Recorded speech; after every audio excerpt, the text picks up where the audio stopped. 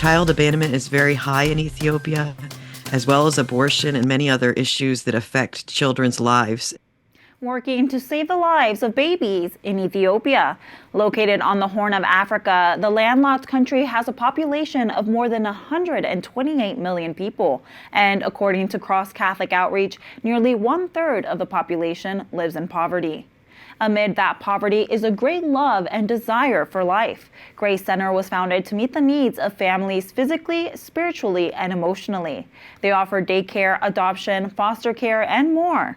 I had the opportunity to speak with Grace Center's co-founder and executive director, Marcie Erickson, about her work in the African country. Grace Center started after I realized that the Lord wanted me in a town called Bahir Dar, Ethiopia. It's really an amazing story how it happened, but I knew that He wanted me in Bahir Dar, Ethiopia. And I really felt like the Lord was calling me to adopt as many children as I could personally take on. And I was living in Bahir Dar, teaching at the local school, and I would get phone calls from people, and I received a phone call one day, and then within minutes, I received my first son. I was driving to receive him, and so he came to me when he was 2 years and 9 months old. And 3 weeks later, I received my son James when he was 13 days old. 3 weeks later, I received my son Amanu when he was 3 months old. And so after receiving my first three boys, and at the time I was still single, I really just felt like my hands were full, and was shocked when more people kept coming to me asking me to take more children. And I knew that God had a bigger plan for all of these children. And so I said a very simple prayer, and God answered that prayer in less than 5 minutes, and that was when Grace Center began, from this vision that He gave me and from that answered prayer. And that was back in 2006. And we started with about 5 foster children. And now we serve over 50,000 individuals in Bahir Dar, Ethiopia, annually. That's incredible. They do say that when God answers prayers, He does it in overabundance, and I think your story is a testament to that. Absolutely. Yeah. Tell us about your daycare program. Why is it vital to Ethiopian families? Sure. Daycare is just one of the many things that we do. And what we found was that many mothers were coming to us early on saying, I need to abandon my child. I'm single. I can't afford to feed my child and feed myself.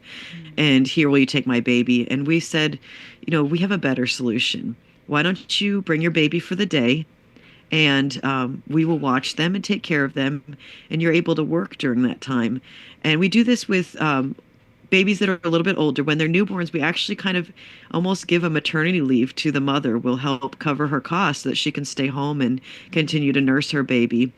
But we didn't realize that in starting this, we actually started the first infant daycare in the entire country of Ethiopia.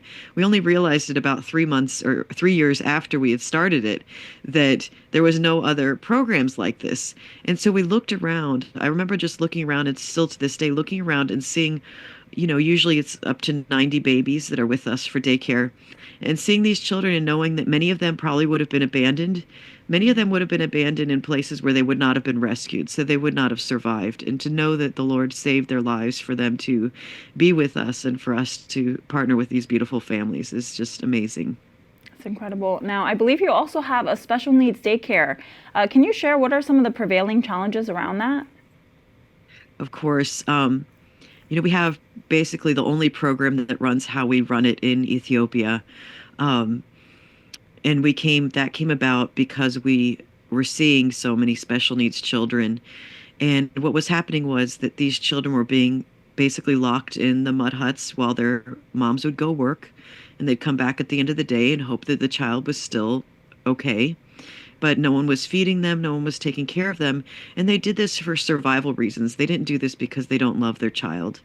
And so when we were able to present them with this vision of daycare for their special needs child, where we have different therapies, physical therapy and occupational therapy and other things like that, that are focused on their needs and helping them to reach the goals that God has in mind for them, these mothers have been just overwhelmed with gratitude. And so we also include many special needs children in our regular school.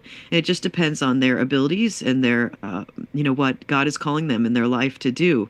And so we always pray for healing for each one of them, and we help them to reach as many goals as we can. Now, Marcie, I hear you're in the process of expanding. How is that progressing? We're very excited. We're moving to another city that's about 4 hours drive south of Bahardar, our current location. And it's a population of about 300,000 people. Bahardar is about 500,000. And much like when we started in Bahardar, there are no other services for the people there. So, for example, there's no soup kitchens. There's nothing for homeless people, absolutely nothing existing. And so we're very excited to be able to start operating in this area. We've already begun building, and we launched our program with Christmas dinner. We provided Christmas dinner for 150 families in that area. And we went to their houses and brought them a live chicken, among other items, which is different from how we would do Christmas dinner, but that's how they do it there. And so it's been able to already be started, and the people are so excited about it because they see the need of the people in their area, but they feel very limited on how they can help. And so they've done things like donate trees for our property, donate different building supplies, and that's almost unheard of in the area where we live, because overall the people more or less are quite poor, but they see what they have and they want to be able to share, to see God doing this work. It's incredible to see that spirit of generosity. Now, I hear you have a baby rescue hotline. Can you tell us a little bit about that? Yes, of course. So it started when I was on the interstate in the United States, and I saw a billboard sign that said, "Don't abandon your baby, please call this number." And immediately I started thinking, why have we never done this in Ethiopia? And I realized the reason we had never done it was because up until recently, most people didn't have phones. They would have one landline for maybe 20 houses.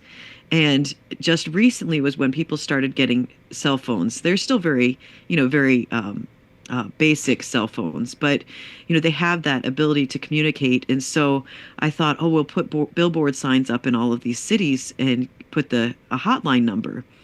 And then God just stopped me in the middle of that thought, and he said, why don't you send out text messages? And so we started our program a few years back of sending, the first text message went out to over 5 million phones in our area, saying basically, if you're pregnant or if you have a small child and need help, please call this number. And so we have seen just thousands and thousands of lives saved through this. And every single pregnant person that we've talked to up to this point through our hotline has decided to choose life for her baby and has carried her baby to term, and kept her baby and continued to raise her child. And so it's just absolutely amazing to see these miracles. Amen. What a great mission.